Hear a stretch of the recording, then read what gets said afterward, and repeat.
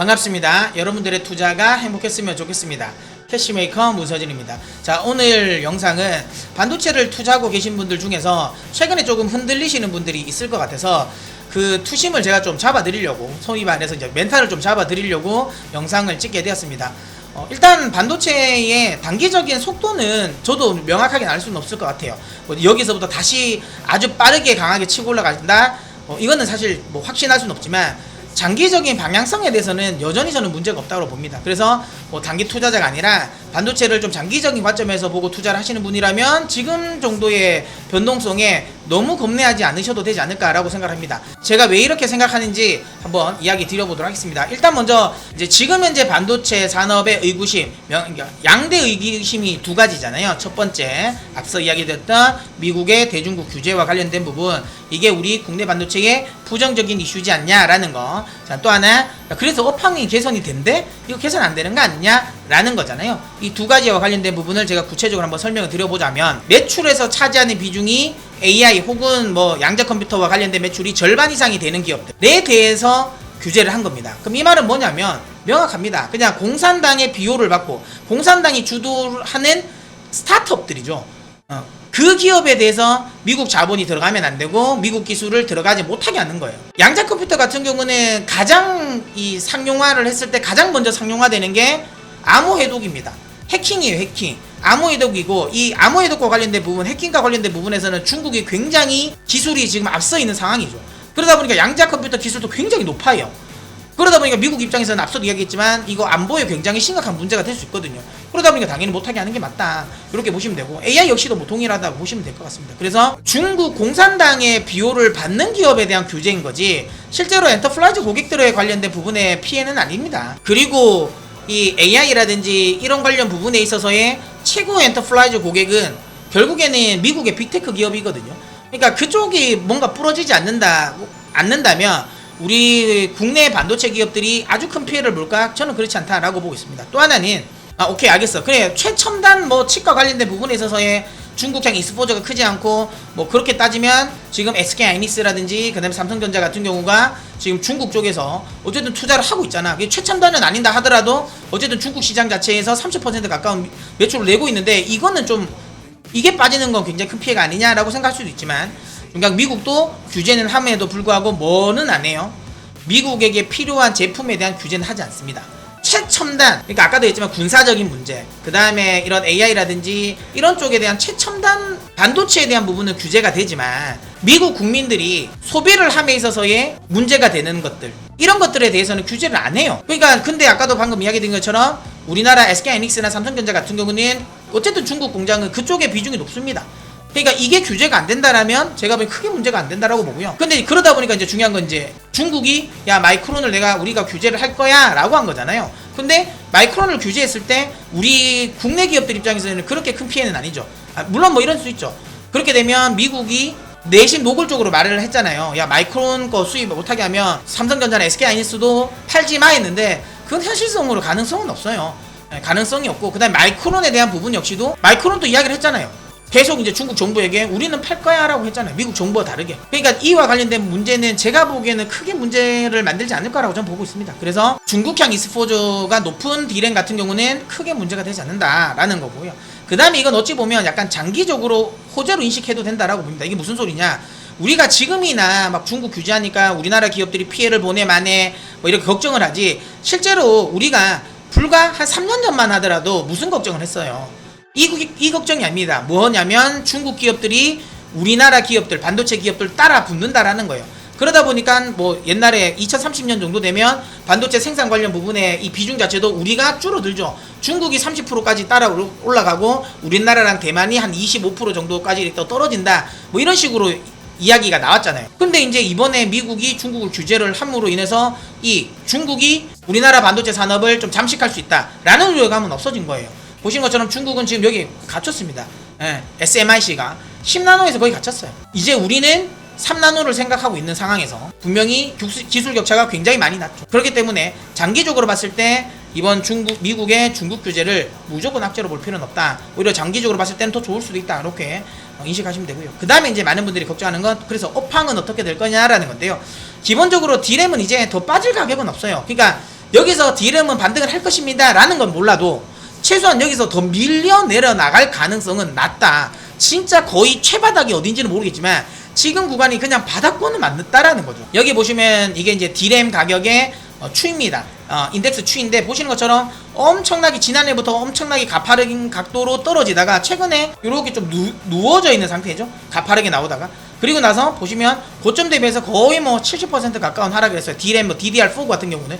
그럼 여기서 더 많이 빠지기는 쉽진 않다라는 거예요. 더 안 빠지냐? 아니요, 빠질 수는 있다. 하지만 하락폭 자체는 제한되고 그 다음에 중요한 건 반등이 언제 나올지는 모르겠지만 여기서 어쨌든 더 밀려내갈 가능성은 낮기 때문에 지금 가격대가 D램 업황에 있어서는 최바닥권이 맞다라는 거죠. 자, 그 다음에 이제 많은 분들이 걱정하시는 낸드와 관련된 부분인데요. 이게 낸드는 저는 그렇게 생각해요. 이제 산업의 변화가 진행되면서 낸드 쪽에 신경은 이제 조금씩 꺼도 되지 않을까 싶어요. 이제 메인구는 낸드는 안 될 겁니다. 예전에는 반도체 산업에서 낸드가 차지하는 비중이 높아요. 왜냐하면 예전에 반도체에는 모바일, 스마트폰이죠.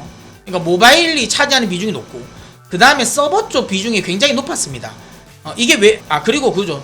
PC 중에서도 노트북 요게 비중이 높았어요. 근데 얘들은 대부분 다 뭐가 들어가? 여기에 낸드가 들어가잖아요. 근데 아시는 것처럼 이제 모바일은 시장이 계속 축소합니다. 성장성은 거의 죽었다고 보시면 되고 교체 주기도 2년 정도, 평균 2년이었다가 최근에 3년으로 넘어가고 있고 그 다음에 서버 같은 것도 저는 이제 서버는 나중에 다시 이제 내년에는 호황기를 맞이한다고 보고 있는데 지금은 당장은 조금 죽을 수밖에 없는 게 AI 서버라는 게 일반 서버랑은 달라요. 지금 AI 서버는 저장하는 거. 지금 우리가 알고 있는 클라우드 서버들은 대부분 연산을 하는 쪽보다는 저장하는 쪽에 투자를 많이 하거든요. 데이터 센터. 여기는 대부분 저장용이 중심입니다. 그러다 보니까 SSD가 많이 들어가죠. 그래서 서버 수요가 늘어나면서 SSD, 그러니까 수요가 늘면서 낸드가 많이 수요가 많았는데 지금은 AI는 말 그대로 저장이 아니라 연산 처리를 하는 컴퓨터예요. 그러니까 슈퍼컴퓨터거든요. 그러다 보니까 낸드 같은 SSD가 많이 필요하지가 않아요. 그러니까 기본적으로 낸드 산업 자체가 물론 이거는 더 죽긴 할 거예요. 하지만 이런 우리나라 반도체 업체의 매출 비중에서 차지하는 비중은 계속 떨어진다라는 거예요. 계속 줄어들 가능성이 높기 때문에 이게 장기적으로 반도체 업황에 큰 악영향을 미칠 것이냐?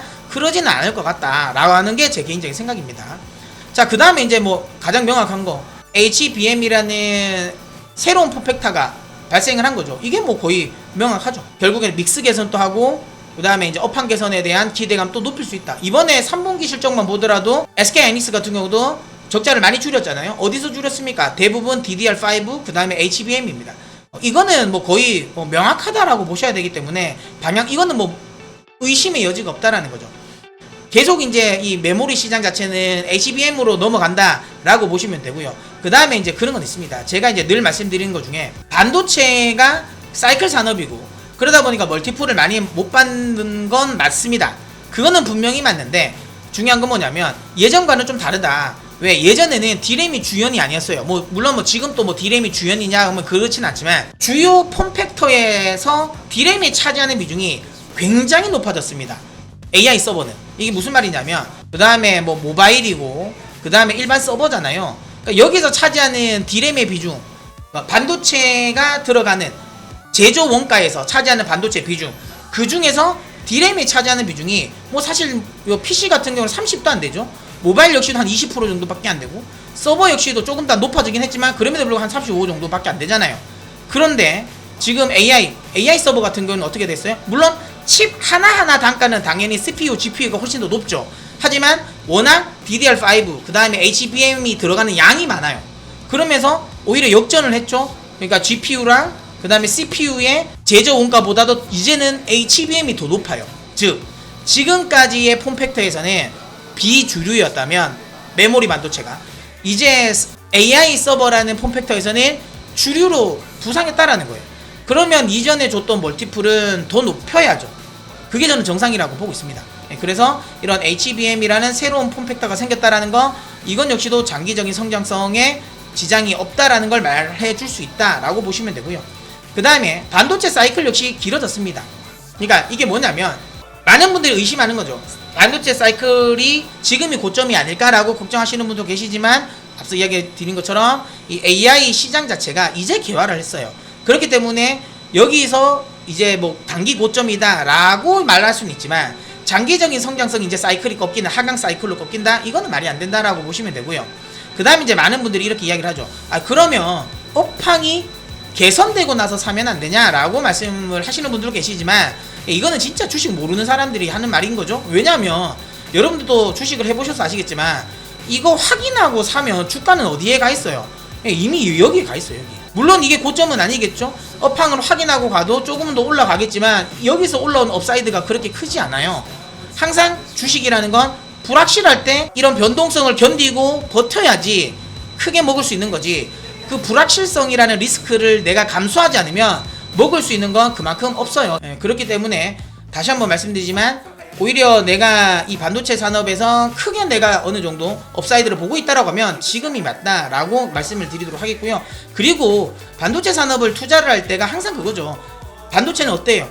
사이클 산업이면서 성장주란 말이죠. 뭐 어떤 분들은 성장주가 아니다, 성장 섹터가 아니다라고 할 수 있지만 성장 섹터로 인식을 하든 성장 섹터가 아닌 사이클 산업으로 인식하든 똑같아요. 고퍼에 사서 저퍼에 파는 게 사이클 산업을 투자하는 방식이고 성장주를 투자하는 방식입니다. 자, 왜 고퍼에 사서 저퍼에 팔아야 할까요? 기본적으로 사이클 산업이 고퍼라는 건 뭐겠어요? 업황이 바닥이라는 거잖아요. 장사가 안 된다라는 거. 그게 당연히 고퍼가 될 수밖에 없어요. 그게 그 말은 뭐냐면 업황의 바닥이라는 거고요. 오히려 이게 올라가면, 저퍼가 되면 실제로 실적이 찍히기 시작하면 뭘까 했어요? 실적이 엄청나게 많이 나온다? 그럼 결국엔 업황의 고점이라는 거죠. 그러면 그때 사면 오히려 고점을 문다라는 거예요. 그래서 반도체 산업 같은 경우는 저퍼에 사서 고퍼에 팔면 말 그대로 고점에 사서 저점에 파는 거예요. 그러니까 그거는 오히려 전혀 맞지 않다라고 보시면 됩니다. 그래서 지금이 퍼가 높은 게 오히려 더 저는 바닥권이라고 생각하시고 들어가시면 된다 라는 말씀 드리도록 하겠습니다. 자, 그러면 준비한 자료를 보면서 하나씩 조금만 더 설명드릴게요. 자, 보시는 것처럼 이제 이게 사이클, 반도체 주요 사이클입니다. 이렇게 보시는 것처럼 조정은 짧고 상승 구간은 깁니다. 조정은 짧고요, 상승 구간은 길었고요, 조정은 짧고 상승 기간은 길었습니다. 지금 또 1년 넘게 조정을 줬습니다. 이제는 업황이 반등 나올 가능성이 높다라고 보고 있고요. 지금부터 2년 정도, 평균적으로 반도체 사이클이 상승 사이클이 나오면 2년 정도 갑니다. 2년 정도가 나오기 때문에 지금부터 짧게라도 2년은 간다. 저는 이번에는 AI 사이클은 조금 더 길어질 거라고 보고는 있지만 그래도 보수적으로 본다 하더라도 2년 정도 사이클이 나왔다라고 보시면 되고요. 그 2년간의 사이클에서 대부분 거의 100% 넘는 이익이 나왔다라는 거죠. 그럼 지금 구간에서도 충분히 지수 자체, 그러니까 이 반도체 지수 자체의 상승폭 자체가 100% 이상 나올 수 있는 구간이다라는 점을 감안한다면 지금 자리에 도망갈 자리가 저는 전혀 아니다라고 말씀을 드리도록 하겠습니다. 자, 그 다음에 이건 역시도 메모리 가격의 바닥을 많이 알려내고 있는 거죠. D램의 재고가 이제 피크아웃이 되고 있는 구간이라는 점을 감안하면 결국 업황의 저점, 요 확인 구간, 지금부터는 계속 업황 개선에 대한 기대감이 커질 수 있는 구간이기 때문에 저는 매수의 기회로 삼아야 된다 라는 말씀 드리도록 하겠습니다. 자, 그 다음에 이제 이거는 다음 주에 나오겠죠. 그래서 그 실적 발표, 엔비디아의 이제 실적 발표에서 이게 나올 것 같긴 한데요. 지금 엔비디아 같은 경우가 미국이 규제를 하기 전에 중국 빅테크 기업들이 엔비디아 주문을 지금 엄청나게 많이, 거의 많이 몰고 있습니다. 집중적으로 하고 있거든요. 이게 결국에는 올해 하반기 실적으로 반영될 가능성이 높고, 그렇게 됐을 때 엔비디아의 실적이 시장의 우려와 달리 굉장히 또 높게 올라갈 수 있기 때문에 이 부분 역시도 오히려 좀 긍정적인 영향을 미칠 수도 있다, 이렇게 보시면 될 것 같습니다. 자, 그 다음에 이제 체크 포인트입니다. 결국은 18일날 어플라이드 머티리얼즈 같은 경우가 이제 실적 발표를 하죠. 그 다음에 이제 가장 중요한 건 이거죠. 엔비디아가 실적 발표를 합니다.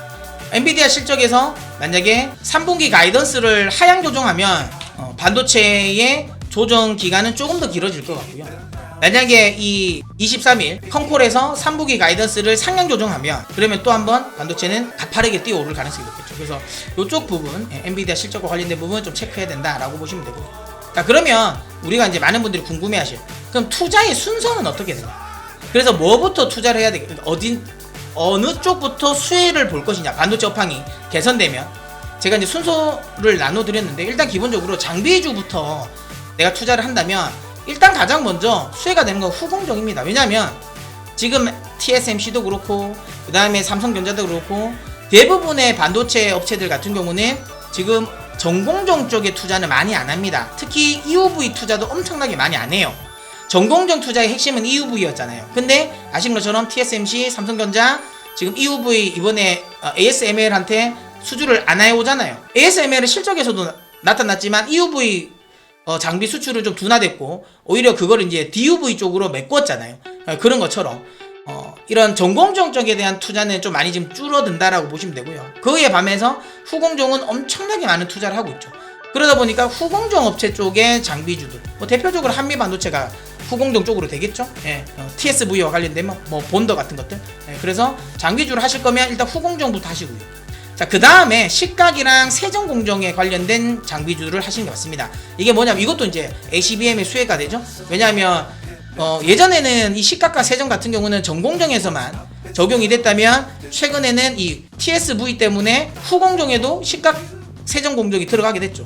그러다 보니까 당연히 이쪽에 대한 투자도 진행이 된다 라고 보시면 되고요. 그 다음이 이제 EUV입니다. 이제 와서 이제 장비주는 EUV, 그 다음에 증차, 이 전공정 쪽의 핵심 공정들인데 요거는 좀 뒤에 투자하셔도 늦지 않다라고 봅니다. 그래서 내가 만약에 장비주를 투자할 것 같으면 후공정 관련 업체들 대부분 아까 얘기했지만 뭐 본더가 되겠죠. 이쪽 관련 부분. 그 다음에 식각, 식각 세정 요쪽 관련 쪽을 일단 먼저 우선적으로 투자하셔라 라는 이야기 드리고요.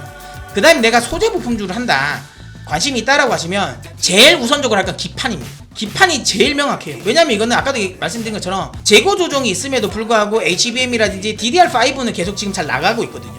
이건 재고 조정이 없어요. 그런 과정에서 본다면 일단 기판은 특별하게 악재가 없습니다.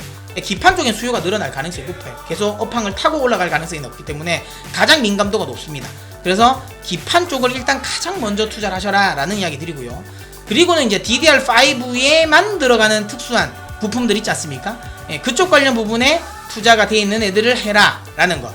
그리고는 말씀드린 것처럼 역시나 세정, 식각 관련 부분에 또 이제 소재, 부품을 납품하는 업체들 투자를 하시고요. 그리고 나서는 이제 테스트, 소켓, 뭐 이게 대표적으로 ISC가 되겠죠. 근데 ISC는 저는 지금은 탑픽은 아닙니다. 근데 이제 ISC와 또 비슷한 애들 또 많지 않습니까? 뭐 그런 뭐 리노05라든지 뭐 TSE라든지 뭐 이런 종목들, 이런 종목들 좀 찾아보시면서 어쨌든 테스트, 소켓 관련 부분. 그 다음에 나중에 EUV 증차, 요 후발, 요건 좀 뒤에 하셔도 된다. 그러니까 내가 만약에 지금 반도체를 투자를 한다면 후공정, 식각에 좀 집중하셔라. 이것도 다. 그 다음에 소재 부품은 기판, 그 다음에 똑같이 세정 식각 쪽. 요쪽에 좀 투자를 하시는 게 어떨까라는 이야기 드리도록 하겠습니다. 자, 제가 또 종목, 이 관련 부분에 있어서의 종목 이야기는 제가 앞선 영상에서도 많이 소개를 시켜드렸는데요. 제가 또 주말 지나고 나서 주중에 한번 또 정리를 해서 또 영상을 한번 올려보도록 할 테니까 또 그 영상도 많이 시청해 주셨으면 좋겠습니다. 자, 그러면 오늘 영상이 마음에 드셨다면 구독을 눌러 캐시메이커의 메이커가 되어 주십시오. 여러분들이 선택하시면 영상으로 보답해 드리도록 하겠습니다.